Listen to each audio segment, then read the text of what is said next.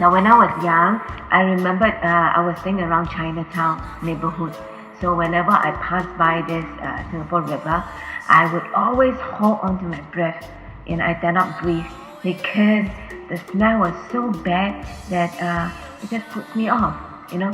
And I remember once that I was looking down into the river, I saw the water was totally black and there was debris, you know, floating all over the place.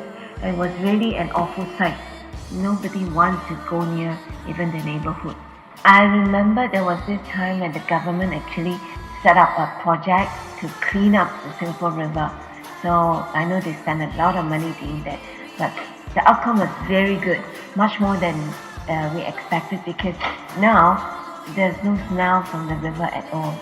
And it was really nice because people were like moving around the Singapore River and they're enjoying the scene and a lot of activities, and you have a lot of tourists, you know, coming around taking a lot of photographs, and they have completely changed the whole river front into something that's exciting, beautiful, colorful, full of vibrant activities, the happenings in town, you know.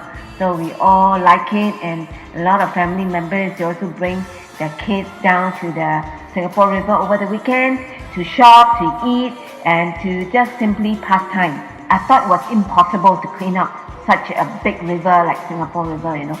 It's like a big hurdle. I'm so glad that the Singapore government actually took the initiative, and together with the public, you know,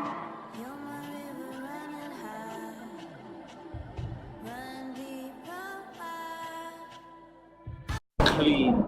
Clean. Clean. Clean. Clean. Clean. Clean. Clean.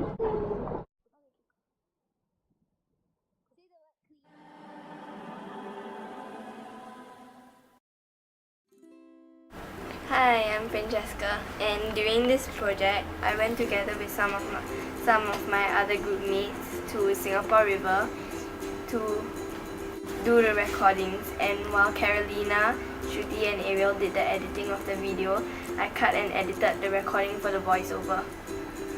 What I learned during this project was about Singapore River and the significance of the river and how it contributed to the national identity of Singapore.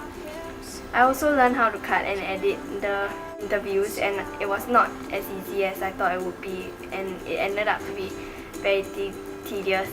I also learned about the importance of group work and how a good group can do something well. Okay, hello, I'm Carolina, and my friends and I were meant to do a video about conservation movements in Singapore and its relation to developing national identity. Then we finally chose the Singapore River. So the Singapore River, we found that had lots of background information, and they did many events that can actually build up to fostering national identity. So the next day, Shruthi, Ariel, Francesca, and I went to the library, and we found more background info and research, especially history, of the Singapore River. And we looked into the changes made during a period of time in Singapore, and we planned what to do and the questions we needed for the interviews. The following day, Francesca, Shruthi, Ariel, and I visited the Singapore River, and we filmed interesting sights. There was really nostalgic views, and we got really great footage, and we managed to capture the kind of culture and sense in the Singapore River. So we interviewed passerbys around the Singapore River. We also took a boat ride, which was really fun. And also through this experience, I learned a lot about the culture and that was still around Singapore. So now for what I learned. Okay, interviewing strangers was quite hard because some were really busy in a rush. Some people didn't really understand like language barriers, foreigners. There's lots of tourists, so they couldn't really communicate with them well. So overcome and confront, not giving up during the interviewing people because some people just rejected us and just walked away really meanly. We kind of felt a bit discouraged, but yeah, we managed to get through and got a lot out from the interviews. Time management, we had to plan out everything. It was kind of like a rush project because we only had a few days to do the whole project. Taking some shots in the video took quite a long time, about like 15 minutes, so we had to have a lot of patience too. It was physically tiring to walk everywhere from one spot to another because we know that Singapore River is a really huge area. There's a lot of other assignments to do, like media ad and other assignments, science. So yeah, we had to plan everything. So like it was physically tiring and kind of challenging, but it was really fun. Okay, thank you. Okay, hi, my name is Shruthi and I'll be talking about my reflections and what I learned during the IHSS Nationalism documentary project. Basically what I did during the project was organize the schedule for when we're going to meet and like film and get everything planned.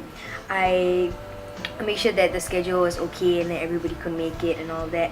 Tried my best to make everything go on time because we wouldn't want procrastination or to go off schedule because we had many other assignments due also. I helped with the filming and getting the raw footage at Singapore River because I'm not very good with the iMovie application, so I figured out there wouldn't be much help trying to edit the video.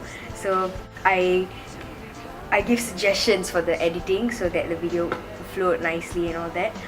Basically what I learned during the whole project was mostly about patience, having a give and take kind of attitude, like to make sure that you'll be there for your team members, and also keeping our goals in mind. About patience was that without patience you couldn't get anything done because the filming, the footage, like getting the time-lapse kind of videos where you have to stay in one position for 15 minutes, it took a lot of patience because it's not easy standing there with the camera and just holding it there for like about 15 minutes to get good footage. And for the give and take thing, I figured that we should be there for our team members and we should be there to give a helping hand to them because without each other we wouldn't have been able to do the project well. For the goal in mind, I tried to keep my goal in mind during the whole period of this project because I wouldn't want to get distracted easily. So, and keeping my focus, which was getting this is done by this certain time, helped me keep on track so that I wouldn't go off and get everything done on time. Thank you. Okay. Is it on now? Yep. Okay. My name is Aleesha. I learned about how much the conservation of physical spaces actually does allow our national identity to thrive. I helped in coming to the right conclusion about our stand on conservation. Through seeing all the people who said clean in the video the other group mates made and seeing the responses we got in the interview about how it was said to be impossible to clean the river, our group has come to the conclusion that holding on to our heritage past, who we are and where we come from, allows us to build a strong individual identity and allows the growth of an even stronger national identity. After going to the Singapore River, the other groups made feedback that there were pubs and bars all around, and knowing that the north of the river used to be for trading and governance and the south used to be for religious and commercial reasons, our group has come to the conclusion that it is necessary to keep our past alive to allow our future to thrive. Hello, my name is Ariel, and for the IHSS group documentation of the Singapore River, I filmed at Clarke, and we also went on the boat ride, so I got some raw footage there. And I also interviewed people on the street, and I finally edited the video with Carol and everybody else. I interviewed my mom, and I actually didn't know that she knew so much about it, and I kind of found out by accident. And incidentally, she gave really great answers, and it was exactly what we needed. I learned how to interview strangers, and it actually is much harder than it looks.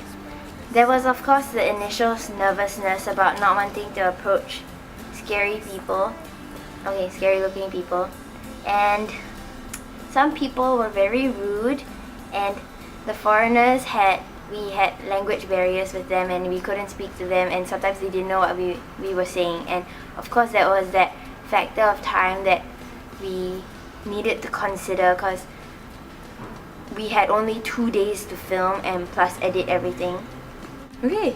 Uh, we got brushed off a lot, so some people, they just walked away when we were trying to speak to them. And some people, they talked to us in English, and then later when we started asking them questions about their life in Singapore, they pretended they didn't know how to speak English anymore. And we also didn't get all the answers we were looking for, and we also got many irrelevant answers that we couldn't use.